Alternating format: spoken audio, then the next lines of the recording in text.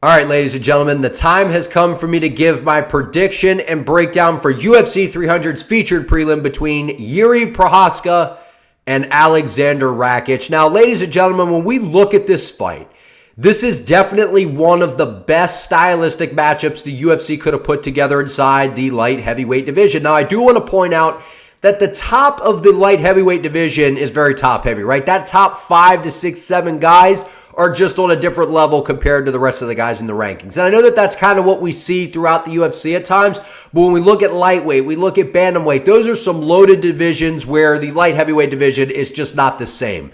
But when we look inside the top, there are some outstanding fighters that have very, very interesting and unique styles, right? And one of those guys, the one that really stands out in that department, is none other than Jiri Prochazka. Now, one of the concerns I have for Jiri coming into this matchup, if you're on the side of Prochazka, his lack of ability to deal with leg kicks, right? Now, what we've seen from Jiri prior to the UFC, right? I know that we can't look back into the past too much because it doesn't always tell us what we need to know because fighters evolve, they adjust, and they overcome and all those different things.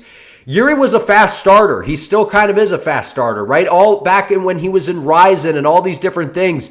He's always a guy looking to push the pace moving forward, and the key words surrounding Jiri and his style is unpredictable and unorthodox. Those two words, man, describe this man, you know, at just overall. And it's the fact that he's so unpredictable that it throws people off and it makes people very, very hesitant and very, very cautious, to where we saw before the UFC, he was just getting out ahead of people and they just didn't know what to do because they're like, okay, these punches are coming from weird angles. He's kind of shooting up at you from the hip. He's hip firing. He's doing all these weird things. The way he's moving is very different. And he was just able to march people down and just land good straight shots on them and get them out of there because Jiri has outstanding power. But when I look at a fight with Aleksandar Rakic, on the other side of Jiri, you know, Rakic is a tank for light heavyweight. He is one of the bigger guys in the weight class. He has outstanding leg kicks, right? I know that they're not like Pineda where they're sneaky and kind of hard to see and all those different things.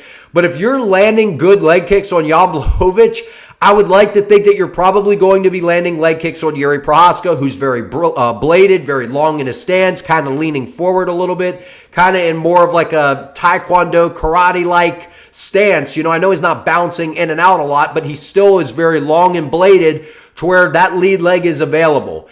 And I just think Jiri's going to have to make an adjustment coming into this fight because there's no way that you could just sit on the outside and take too many leg kicks from Rakic because this man has sensational power in his kicks. And what Rakic likes to do is once he starts to get that lead leg beaten up, man, he likes to throw that switch kick up high. We saw him do that against Jimmy. We've seen him do it against other, fighters out there, man, to where those head kicks become a real problem. We saw what he was able to do to Anthony Smith. Now, granted, these guys are not as mobile and not as good as Jiri Prochazka.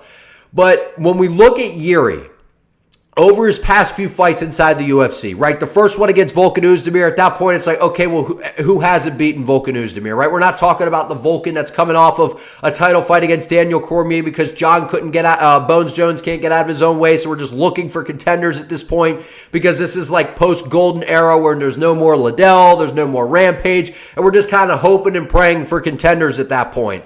So we kind of have to take that one with a grain of salt. He goes out there, against Dominic Reyes. And I had to rewatch that fight because Jiri did a lot better than what I remember. And I remember kind of the fact of when Yuri's going down to the ground with him, he gets clipped by that shot, and Reyes kind of has him out of there. And Jiri, being the gamesman that he is like, yeah, that put me out, man. And that's what I like about Jiri. He's just an honorable dude and says, he caught me with something. And outside of that, we did see Reyes move around on the outside and have a little bit of success there in terms of the movement. But then ultimately, Jiri was able to dictate the pace, move him back up against the fence, and land a nasty spinning elbow, which was absolutely filthy. And that's one of those shots that Jiri can kind of pull out of nowhere that can put you out. And we've seen since he's been in the UFC, instead of being this guy that just relies on first-round finishes, he's been getting finishes as the fights play out. We saw that against Dominic Reyes. We saw that against Glover Teixeira, where, keep in mind, Glover Teixeira was not far off from not coasting, but working his way towards a decision win and retaining the title until Jiri pulls off that submission at the end, which I guess you could probably call a little bit of a Hail Mary, right? I mean, maybe we could be a little honest with that there, but it is what it is. He pulls it off. When I look at Jiri, I think he's a fighter that has outstanding power, unpredictable striking, that does have some good submissions. But coming into a fight against Aleksandar Rakic, I'm worried about the leg kicks. I'm worried about the leg kicks, and I think that people aren't giving enough respect to some of the striking abilities that Aleksandar Rakic has. You know, a lot of people point out to the fact that he lacks an arsenal in terms of the stand-up. He doesn't have particularly great striking. I think he has a pretty underrated jab. Now, I will agree with you in the fact that all he really does is spam 1-2s, and that becomes very predictable to where Jiri, I would like to think, is going to be able to slide back and then just throw some of those good straight shots and maybe catch Rakic with something. But Rakic is good. He has a good chin, man. We saw him get caught by some shots from Jan Blachowicz because we know Jan likes to kind of plot forward like the Viking he is in that tie stance and kind of blitz forward with those, you know, those hooks. And we saw him do that on Rakic, and some of those clipped the chin, and Rakic just kind of circled off and ate it. So I would like to think Rakic has a pretty good chin. Now, what concerns me on the side of Aleksandar is he's been away for an extended period of time. And whenever guys blow their knee out and there's these different types of injuries that keep them sidelined for a period of time, we have to sit there and wonder, well, what kind of Rakic are we going to see? Are we going to see the one that we know that is sitting at range blasting leg kicks, is defensively sound with that backhand loyal to his face, is able to step in and land those good jabs? Because if he is slow for any reason and he's not able to move the same, he's going to be in a lot of trouble because Jiri's going to be able to close him down, keep him pinned up against the fence, and let those good straight shots go that come from the hip and those weird angles that you don't really see that are able to clip you and put you out of there. What concerns me for Jiri is how low he holds his hands. And we're not talking like, you know, kind of like Pineda where they're kind of here. Like, we're talking like he just hangs him down pretty much, you know. And against Aleksandar Rakic, a guy who beats those legs up so well, Jiri then starts to reach a little bit. We saw that against Poatan where he starts to hit that calf on the leg a little bit. He starts to get aggravated and reach.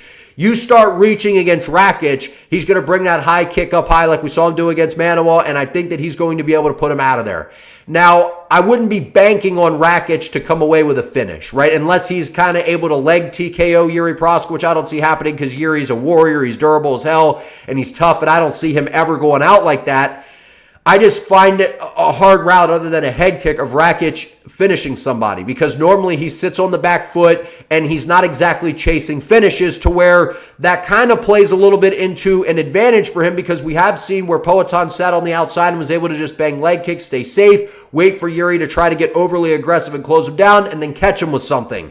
I don't think Rakic has the same abilities, obviously, as Poatan in terms of the striking when it comes to that department. I don't think he has the same striking IQ. What I will say is if Jiri does not have an answer for the leg kicks and he does not have an answer to solve the jab of Rakic, I think Aleksandar Rakic can leg kick and bang his way to a decision in that aspect. But I do believe that Jiri does have the power and the ability to march forward and get Aleksandar Rakic out of there. And I really think that Jiri can get this done. What concerns me is the leg kicks. And if it wasn't for Jiri being unable to defend leg kicks, it seems, I would feel very confident in picking Jiri Prochazka. My issue is the leg kicks, man. I keep saying it, leg kicks, leg kicks, leg kicks. It's just what's been kind of tarnishing my thought process in picking Jiri. So I am going to go with Aleksandar Rakic. I think he gets this done. I think that he just ends up coasting his way to a decision by sitting at range, throwing a jab out there, banging leg kicks from the outside, staying relatively defensively safe and not letting Jiri just march him down and get those good straight combinations off. But I want to hear from you all down in the comments. Like this video, comment your prediction. Are you going with Prochazka or Rakic? Subscribe to the channel if you have not already. I appreciate you all. See you in the next one.